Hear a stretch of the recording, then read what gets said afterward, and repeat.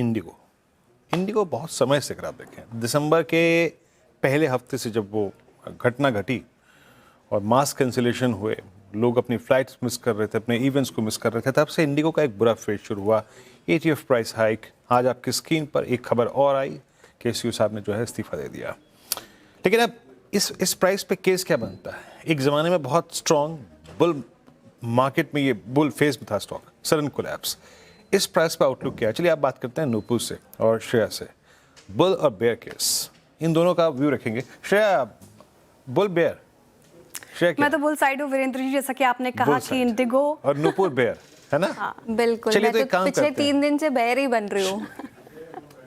आज मुझे मौका मिला है बुल बनने का। कोई बात नहीं, कोई बात नहीं नूपुर, आज प्राइस हमारे फेवर में है ना, कोई दिक्कत की बात नहीं। पहले श्रेया का व्यू सुनते हैं। श्रेया, कंस्ट्रक्टिव व्यू क्यों? बिल्कुल कंस्ट्रक्टिव व्यू इसलिए क्योंकि आपने भी अपने कमेंट्री में मेंशन किया इंडिगो ने अच्छे खासे रिटर्न्स कमा कर दिए हैं अपने इन्वेस्टर्स को। एक वक्त था जब ये बुल मार्केट में था, देखिए ऊपर उतार चढ़ाव तो संसार का नियम है, तो आज इसका दिन नहीं है ग्लोबल सिचुएशन की वजह से और थोड़ा नॉर्म्स चेंज होने की वजह से। लेकिन अगर आप बात करें तो मार्केट शेयर इंडिगो का काफ़ी स्ट्रॉन्ग है, डोमिनेंट मार्केट शेयर है इसका, 60 से 62% इसका मार्केट शेयर है। तो ये इंडस्ट्री लीडर है और पीयर्स के मुकाबले देखें तो ये मार्केट शेयर काफ़ी अट्रैक्टिव लगता है। तो एक बड़ा कारण मुझे लगता है कि इसको बुल में शामिल किया जा सके।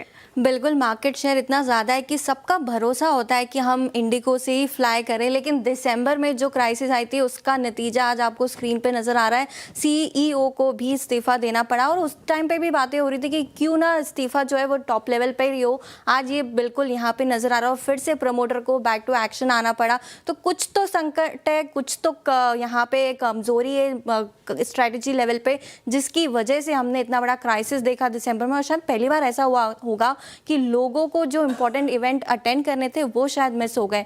तो वो जो एक हाई लेवल बनाया था 6000 का, 800 का, वो शायद अब डिफिकल्ट है। देखिए मैं मान रही हूँ आपकी बात कि CEO का इस्तीफा हुआ है, लेकिन उसके बावजूद आज स्टॉक ने कोशिश की है। इनफैक्ट नुपुर ने बात की लीडरशिप चेंजेस की, तो जब भी लीडरशिप चेंज हुई है इंडिगो में काफ़ी स्मूथ चेंजेस हुए हैं। आज ब्रोकर्स की रिपोर्ट भी पढ़ रही थी, वही ये बता रहे हैं कि लंबी अवधि के लिए इंडिगो काफ़ी अच्छा हो सकता है। इनफैक्ट एक और चीज़, आपने कस्टमर्स की बात की नुपुर, कस्टमर हमेशा इंडिगो को प्रेफर करते हैं क्योंकि इनका लो कॉस्ट मॉडल है। अगर आप बाकियों से कंपेयर करें तो कम दाम में इंडिगो सफर कराती है। इनफैक्ट लेकिन एक बात है, कम पैसे देके मैंने टिकट करा ली होती दिसंबर में, तो अगर मेरा कोई इंपॉर्टेंट इवेंट मिस हो जाता तो मैं 25,000 देके भी जाती। तो हो सकता है फ्यूचर में कस्टमर ये सोचे, मुआवजा भी मिला उसके लिए वैसे नुपुर। लेकिन इवेंट तो मिस हो गया ना, लाइफ टाइम इवेंट भी हो सकता है। कितनों की शादियों के रिसेप्शन मिस हुए, किसी का कुछ इवेंट था वो मिस हो गया। लेकिन हो सकता है कस्टमर अब ये सोचे कि चलो ठीक है 1,000-2,000 ज़्यादा देता हूँ और एयर इंडिया के पास चले जाता हूँ। तो कंपटीशन तो यहाँ पे आपको एयर इंडिया की तरफ से भी नजर आएगा और एयर इंडिया लगातार अपना एक्सपेंशन भी कर रही है। तो कस्टमर को जो लो कॉस्ट पसंद आती थी वो हो सकता है ज़्यादा देके अब आगे दूसरे एयरलाइन पसंद कर। ये बात ठीक है, मैं मानती हूँ, लेकिन कंपटीशन कहीं ना कहीं हेल्दी भी होता है। कंपटीशन मिला है तो और अपने आप को इम्प्रूव करेगी इंडिगो। और आप देखें एक और पॉजिटिव चीज़ इंडिगो के लिए, इसके पास लार्ज एयरक्राफ्ट बुक ऑर्डर है।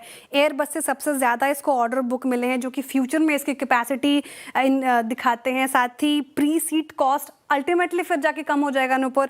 लॉन्ग टर्म में ग्रोथ सपोर्ट मिलेगा तो घूम फिर कर लोग फिर इंडिगो की तरफ ही आएंगे क्योंकि मार्केट शेयर इवेंचुअली मैं कह रही हूँ किसका ज़्यादा है। एयर इंडिया को अभी उतना 60-62% का मार्केट शेयर गेन करने में भी काफ़ी मशक्कत करनी पड़ेगी। बिल्कुल सही कहा आपने, लेकिन इंडिया में 3 और ऐसी एयरलाइन आ चुकी है जो मैच करती है इंडिगो के प्राइसेस को। हो सकता है नेक्स्ट फ्लाइट आप वही यूज़ करें जैसे कि फ्लाई एक्सप्रेस जैसी कंपनीज है जो इनफैक्ट कम में आपको फ्लाई करवाती है, छोटी छोटी जगहों पे इनकी सर्विसेज होती है। और जिस हिसाब से अभी ग्लोबल पॉलिटिकल जियोपॉलिटिकल कंसर्न्स निकल कर आ रहे हैं, क्रूड के प्राइसेस में इम्पैक्ट है, ETF के प्राइसेस में इम्पैक्ट है, उसका ही असर कंपनी के फाइनेंशियल्स पे भी पड़ेगा। 30 से 35% एक कॉस्ट होती है, ETF इतना अकाउंट करता है और जब इतना बड़ा अमाउंट इम्पैक्ट आता है कॉस्ट का तो प्रॉफिटेबिलिटी पे भी इम्पैक्ट देखने को मिलता है। हो सकता है आगे चल के और भी रेगुलेशंस स्ट्रिक्ट हो, जो हमने देखा था उसका एक ऑलरेडी क्राइसिस हमने दिसंबर में देखा। तो डिफिकल्ट है, जो हाई लेवल जो एक बोलते हैं ना एक रिस्पेक्ट मिलती थी इंडिगो को इन्वेस्टर्स की और कस्टमर्स की, वहाँ पे थोड़ी एक बैकफुट तो नजर आ रहा है। ठीक है, मान लिया मैंने बात। देखिए कभी कभी आपने तो इजीली मान लिया आज मेरी बात मानी इसलिए मैंने क्योंकि स्थिति अभी थोड़ी सी खराब हुई है इंडिगो के लिए, लेकिन वो नियर टर्म इम्पैक्ट है।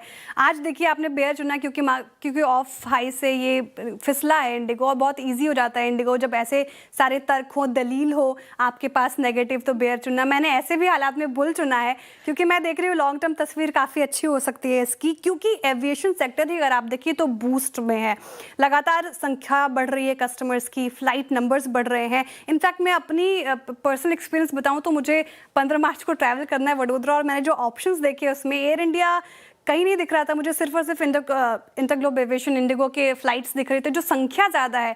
इनफैक्ट तो आप ना चाहते हुए भी इंडिगो को ही चुनेंगे, तो ये जो संख्या है ये कहीं ना कहीं काफ़ी स्ट्रांग है, तो मुझे लगता है कि आगे चलकर ये बुल फेज में ही होगा। चलिए, बहुत बहुत शुक्रिया श्रेया और नुपुर। हर एयरपोर्ट पे खड़ी ही इंडिगो है तो करें क्या, है ना। बट बहुत अच्छी तरीके से अगर आप देखें आपने इस चीज़ों को एक्सप्लेन किया। Yes, month of December was disasters for Indigo. हालांकि आज एक बहुत ही अप्रिय घटना घटी आज एयर इंडिया के साथ भी, और फुकेट पे जो एक विमान था एयर इंडिया का, उसका एक बड़ी हार्ड लैंडिंग हुई है। वो तस्वीर आएगी कुछ देर में, मैं आपको दिखाऊंगा। और इतनी हार्ड लैंडिंग थी, फ्रंट लैंडिंग गियर उसका टूट गया, फुकेट एयरपोर्ट काफ़ी देर से शट है। तो एक और अप्रिय घटना आज, हालांकि सभी यात्री सुरक्षित हैं उसमें, और ये इन्फेक्टिव में जाएगी। ये देखा आपकी स्क्रीन पे, ये फ्रंट लैंडिंग गियर है उस एयरक्राफ्ट का जिसकी आज एक हार्ड लैंडिंग हुई है फुकेट एयरपोर्ट पे। ऐसी लैंडिंग मतलब जिसमें रनवे खराब हो गया हो और रनवे को शट करना पड़ा हो, नहीं हुई है। खैर चलिए, अब इस चर्चा से बाहर निकल के आते हैं। बट गौरांग, इंडिगो पे आपका टेक, और एक ये खबर आई कि इस्तीफा हो गया सीईओ का, लेकिन आपको याद होगा सरकार ने भी ऐसा ही कहा था कि हमें नहीं चाहिए लीडरशिप किसी भारतीय एयरलाइन की, फॉरेन लीडरशिप। मेरे ख्याल से इस कंपनी ने एक समन्वय, एक तालमेल बिठाया है सरकार की व्यू के साथ। आपका टेक क्या है? पहली बात तो पीटर एल्बर्ट्स को तभी इस्तीफा दे देना था। 3 महीने बाद आप सीईओ हैं, आपने जिम्मेदारी लेनी थी, लेकिन आपने किसी लोअर ऑफिसर को एक स्केपगोट बनाया और फिर 3 महीने बाद आपने इस्तीफा दिया है, वो भी पर्सनल रीजन। पर्सनल बिल्कुल रीजन नहीं है, मेरे ख्याल से दबाव था। और जिस तरीके से इन्होंने पूरा कामकाज किया था दिसंबर के पहले हफ्ते में, और जिस प्रकार से यात्रियों को परेशानी हुई थी, इस्तीफा एक बहुत ही छोटी चीज है जो इन्होंने दिया है। मेरे ख्याल से इनको दंडित भी करना चाहिए था, ये मेरा पर्सनल व्यू है। 2 बात से मैं श्रेया से सहमत नहीं हूँ। पहली बात तो मेरे ख्याल से श्रेया लो कॉस्ट कैरियर का नाम है खाली इंडिगो का। अगर आप टिकट्स के दाम देखेंगे तो कोई फर्क नहीं है, चाहे वो फुल फ्लेज सर्विस एयरक्राफ्ट हो या फिर लो कॉस्ट कैरियर जिसे आप बताते हैं इंडिगो, वो नहीं है। दाम बिल्कुल बराबर के हैं, हाल मुश्किल से कुछ फर्क होगा।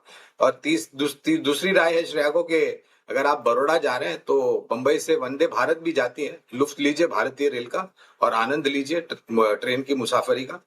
आप आते हैं इंटरग्लोब एविएशन पर, तो बुनियादी तर्क के आधार पर खरीदारी की राय है। छोटी मध्यम अवधि में एयर स्पेस बंद होने के कारण यातायात उड़ानों की बिल्कुल नहीं के बराबर होती है वीरेंद्र, उसका खामियाजा भरना पड़ता है। दूसरी बात, एविएशन टर्बाइन फ्यूल एटीएफ एक बहुत बड़ा मुद्दा होता है एयरलाइन कंपनियों के लिए। अगर हद से बाहर गया तो हम और आप जैसे उपभोक्ताओं को ही भरना पड़ता है, क्योंकि टिकट के दाम बढ़ा देते। बुनियादी तर्क के आधार पर अगर लंबी अवधि की आपके पहले तो खरीदे तो बने रहे, नहीं है तो ये गिरावट का लाभ उठा करके आप लंबी अवधि के लिए निवेश कर सकते हैं। और मैं उम्मीद करता हूं कि एक अच्छे व्यक्ति का चयन होगा सीईओ के रूप में, जो शायद काया पलट कर सकते हैं इंटरग्लोब एविएशन की।